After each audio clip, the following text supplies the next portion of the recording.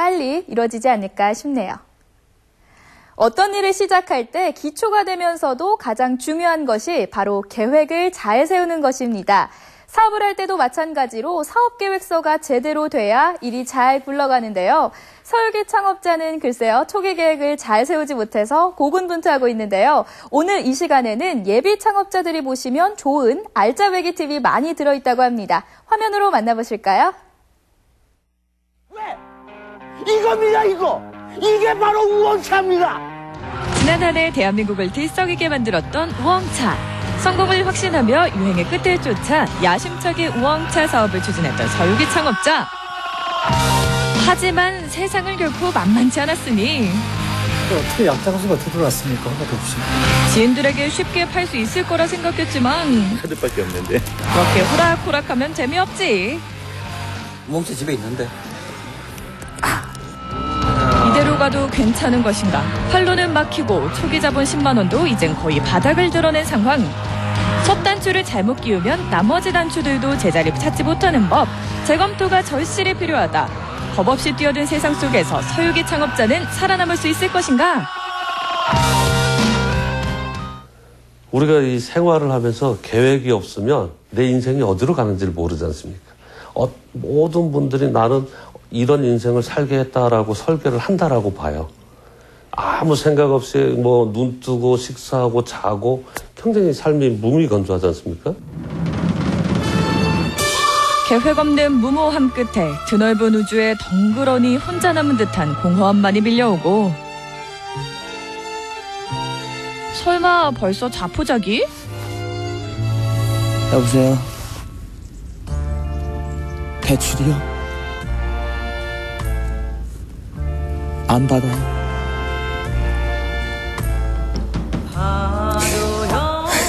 괜히 10만 원 대출. 그런 그를 찾아온 어두운 그림자 하나. 오셨군요. 기다리고 있었습니다.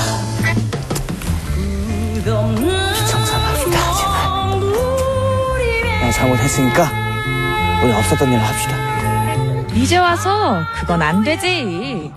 축 처진 그를 어딘가로 데려간 제작진. 아니, 제가 시간 맞춰서 이제 왔습니다, 정확하게. 왜 도대체 여기를 뭐 하는 곳이니까 또 이렇게 여기를 또 소환하셨습니까, 저를? 근데 옆에 저기 검색이신 계시죠? 예. 두 분이 서로 인사를 좀 나누시죠. 인사를요? 안녕하십니까? 안녕하십니까? 예, 서유기 대표입니다. 인사 이렇게 드렸는데 여기 뭐 하는 곳인지 제가 전달을 전혀 못 받고 왔어요. 그러세요? 소환이라 그러죠, 소환. 네. 예. 여기는 이제 중소기업청에서 창업보육센터라는 곳을 전국에 한 281개를 만들어놨어요. 뭐냐면 창업 초기 기업들에게 이제 공감부터 해서 기술, 경영 이런 것들을 총합적으로 다 지원해줄 수 있는 그런 센터를 전국에 만들었는데 여기는 바로 그런 창업보육센터라는 곳입니다. 다시 말해 서유기 대표에게 꼭 필요한 공간이란 말씀. 어떻게 보면은 정말 이 모든 걸 위해서 다 이렇게 모든 정보를 줄 수 있고 도움을 줄 수 있고 어떻게 보면 매니저 역할을 하는. 네, 맞습니다. 그래서 저희가 창업보육 매니저라고 합니다. 저희 같은 일을 하는 사람입니다. 네. 가장 지금 제 큰 고민이 사업 계획서입니다. 사업계획서요? 예, 그러니까 저는 그게 그렇게 중요한지 몰랐어요. 아니 장사야 그냥 뭐 사업이야 그냥 내가 딱 아이디어가 나가지고 내가 타겟을 정해가지고 열심히 팔고 그 돈을 모아서 또 다른 걸 만들어서 팔고 저는 이제 그게 사업이라 생각했기 때문에 왜 과연 사업 계획서가 중요한가? 계획서는 사실은 그 장사하시는 분들도 머릿속에는 다 사업 계획서를 가지고 장사를 하죠. 내가 올해 얼마를 판매를 하겠다. 아니면 내가 이거 물건을 만들어서 판매를 하려고 하면 얼마나 물건을 사와야 되겠다. 그리고 어디 가서 싸게 사와야 되겠다. 이런 것들 다 머릿속에 있죠. 근데 사업 계획서는 그 머릿속에 있는 거를 그냥 이렇게 페이퍼화, 서류적으로 남기는 걸 사업 계획서라고 하죠.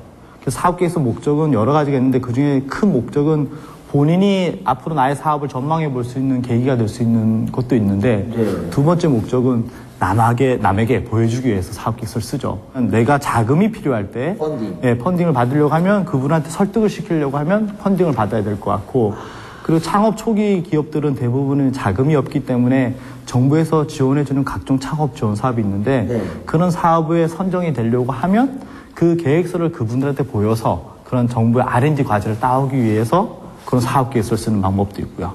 뭐 창업 사관학교, 청년 창업 사관학교, 도에서는 청년 창업 프로젝트 이렇게 많은 것들이 있습니다. 다 지원할 수 있습니다. 국가에서 지원하는 창업자금 지원 사업을 미리미리 체크해두는 것이 중요하다. 창업을 준비 중이라면 나에게 필요한 초기 지원금이나 교육 과정이 어느 시기, 어느 기관에서 진행되는지 꼼꼼하게 점검해둘 것. 사실 오늘 제가 사업 계획서를 준비를 해왔어요. 근데 제가 어저께 이사를 했습니다. 이사를 했는데 이사짐센터 우리 직원분께서 제 사업 계획서를 쓰레기로 보셨는지 안 보여요. 버리신 거예요. 그 쓰레기라고요? 제가 봐도 그런 것 같습니다. 그만큼 성의 없이 쓰는 거 아니에요? 아니에요. 아니, 그 성의도 없고. 제 마음입니다, 정말. 이게 정말 아니, 누가 봤어도 그건 중요하지 그 사업 계획서를 보통은 다 사장님들은 다 화일 처리를 잘 꼽아놓고 그걸 계속 검토를 하거든요. 그렇습니까? 예. 그냥 종이 쪼가리로 이렇게 놔뒀으니까 버렸겠죠. 사장님한테도 그게 중요하지 않았고, 예. 이삿짐 센터 그 직원분도 소중하지 않았고, 예. 사업 계획서를 소중하게 다루지 않는데 그 사업이 성공할 수 있을까요, 과연? 저희 제작진이죠. 그렇진 않습니다. 숨은 제작진입니까? 아닙니다. 그렇진 않은데 예. 그 사업 계획서는 굉장히 중요합니다. 그래서 제가 생각했던 게 뭐였냐면 저는 아무래도 이제 방송이 가장 메인 잡이기 때문에 네. 방송 일을 하면서 조금 그 시간을 할애하면서 함께 할 수 있는 아이템을 찾다 보니까 네. 많은 분들의 또 추천도 있었습니다. 네. 홍보를 해보는 건 어떻겠느냐. 스그머니 홍보 마케팅으로 눈을 돌리는데 그러면 지금 대표님이 생각하시는 그 홍보 마케팅 대행사를 한다고 하면 대행사라고 예를 들어서 하면 그 아이템을 가지고 한다고 하면 고객은 누굽니까? 일단 이제 오프라인으로 봤을 때는 저는 이제 프리마켓을 좀 생각하고 있었습니다. 네. 그래서 이 프리마켓에서 제가 홈쇼핑의 쇼호스트가 되어서 네.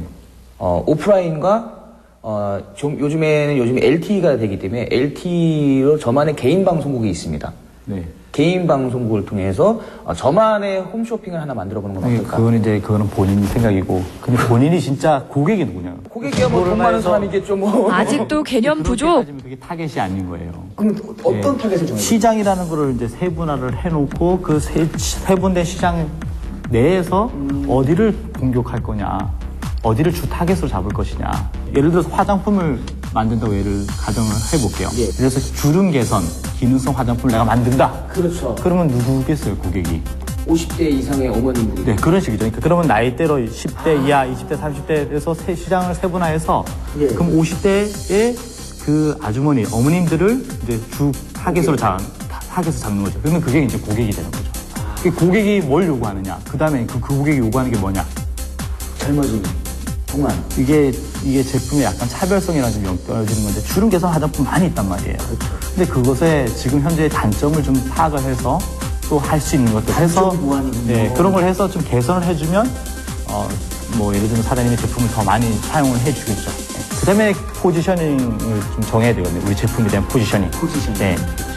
딱 이 제품을 딱 생각했을 때 머릿속에 딱 떠오르는 것들. 타겟을 설정했다면 이젠 제품 이미지를 명확히 각인시킬 것. 프리마켓을 많은 곳을 접해봤었어요. 그래서 그런 분들과 이제 협력을 해서 거기서 제가 이제 들어갈까를 생각했는데 지금 선생님 말씀을 들어보니까 저는 너무나 세분화를 하지 않고 그냥 제 생각이 가능할 거라고만 믿고 있었던 거죠. 네. 건방졌네요, 제가. 그렇지 않고요. 근데 뭐 그렇게까지 깊이 생각해서 사업하는 사람이 많지는 않죠. 네. 고객이 또 한편으로 볼 때는 내가 가져오는 물건들, 우렁차를 가져오는 그분한테도 고객이에요. 네, 그분도 고객이에요. 그런데요? 왜냐면 그분도 판매할 수 있는 루트가 굉장히 많은데 예. 왜 대표님한테 그 물건을 팔아달라고 맡겨야 되나요? 무릎 꿇었으니까요, 제가. 그렇지는 않을 거 아니에요, 맞죠? 예. 고객님이 대표님이 더 많이 팔아준다던가, 아니면은 이쪽에서 물건을 맡겼을 때는 굉장히 큰 신뢰를 줄 수 있다던가, 이런 것들이 될 수가 있는 거죠. 그러니까 고객이 양쪽에 볼 땐 고객이 두 군데가 다 나눠지는 거죠. 이쪽이 요구하는 고객의 니즈가 틀릴 거고, 이쪽이 고객이 또 요구하는 니즈가 또 틀릴 거예요. 네네. 그거를 잘 맞출 수 있는 게 또 이제 중간에 들어가야 되겠죠. 사업 계획에서 제일 중요한 게 어쨌든 사업성, 예, 기술성, 시장성.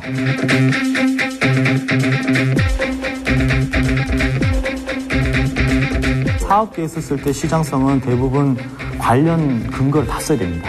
사업 계획서에서. 그러니까 자기만의 시장을 막 상상을 해요. 아, 내가 이걸 예, 만들면 제가 그런 것 같아요. 2천억이나 팔리겠다, 뭐 3천억이 팔리겠다. 시장은 그렇게 형성이 안 돼 있거든요. 그 조사를 해야 돼요. 통계청에서 검색하는 방법이 있고, 네. 그리고 뭐 화장품 같은 경우는 화장품 협회, 예. 뭐 차 같은 경우도 뭐 한국차, 전통차 협회 이런 것들이 있어요. 공공 데이터를 제대로 활용하는 것 또한 중요한 포인트.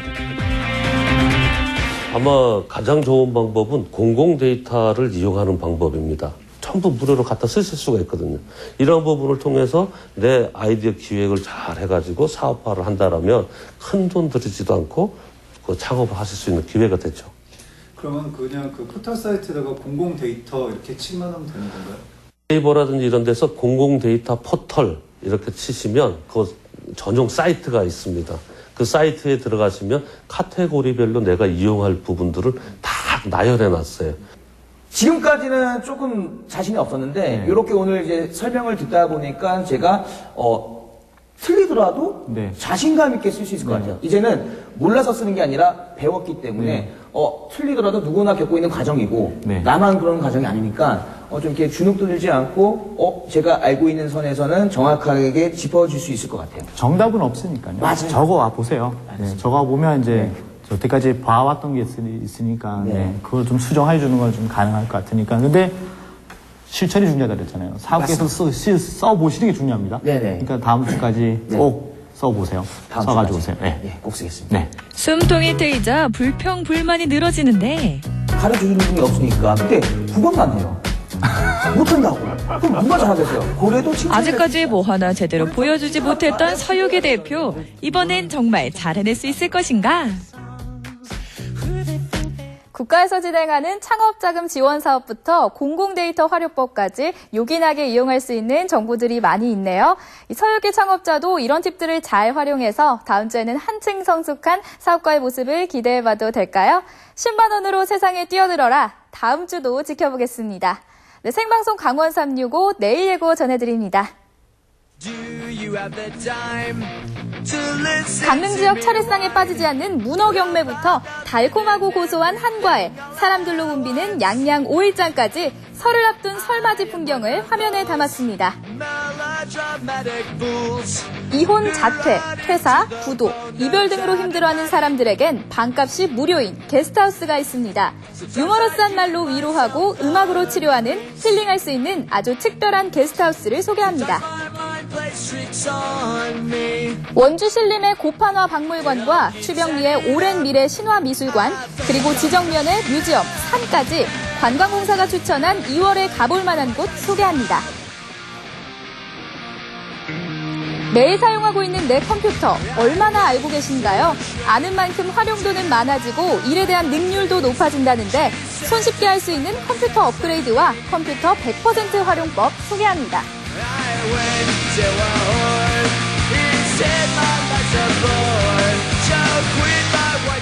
사람들이 가장 흔하게 호소하는 증상, 피로가 아닐까 싶습니다.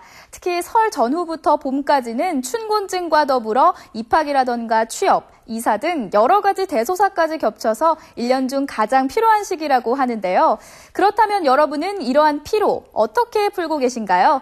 대부분의 사람들이 과로한 뒤에는 푹 쉬는 것을 가장 좋은 방법이라고 생각하는데요. 그다지 효과적인 방법은 아니라고 하네요.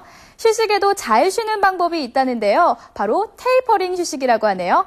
과로한 다음 바로 눕거나 휴식을 취하는 것이 아니라 가벼운 조깅이나 독서로 워밍업을 해서 이 몸이 더 잘 쉴 수 있도록 도와주는 거라는데요. 여러분도 테이퍼링 휴식으로 건강한 일상 만들어 보시면 좋겠습니다. 오늘은 여기까지입니다. 저는 내일 다시 찾아뵙겠습니다. 안녕히 계십시오.